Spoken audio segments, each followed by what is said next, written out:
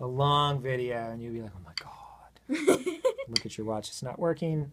I was supposed to get a battery for this today. All right, so normally I would say, just do your double stroke roll by taking your single and then getting an extra bounce out of it. Because it is important to keep your wrists not making too much, motion. You don't want to be doing it with your wrist, because you'll never get any speed and you'll get kind of like a bounce effect out of it. So you've already got this. But if you're really trying to go for articulation, there's a way you can practice it, and it's not necessarily how you're going to eventually play it, although some of this technique that I'm going to show you will bleed into it. What you do is you snap the second note to make that one actually louder.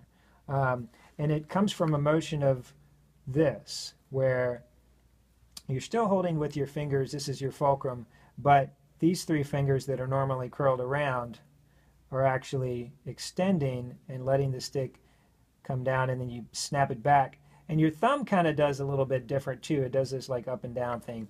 I'll show you. So now I'm doing it right now is kind of like a dotted 16th, like a shuffle. 1, 2, 3, 4. But when you do it in conjunction with your other hand,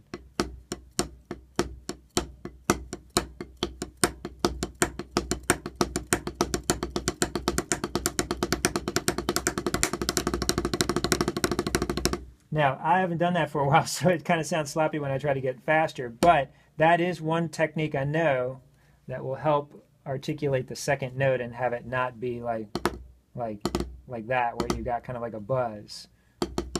So those are the two ways. Just bouncing normally from your single stroke and actually snapping.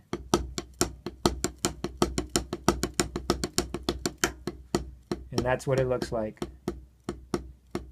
And you can use that for a shuffle too, which is really good for when you're playing shuffles or swing. Now if you actually snap the second part, you've actually got your swing beat. So that's the same thing. I'm doing the same thing with my hand as I'm doing when I do this, but I'm just getting a little bit of an extra note out of pulling it back. That works really well for faster rhythms,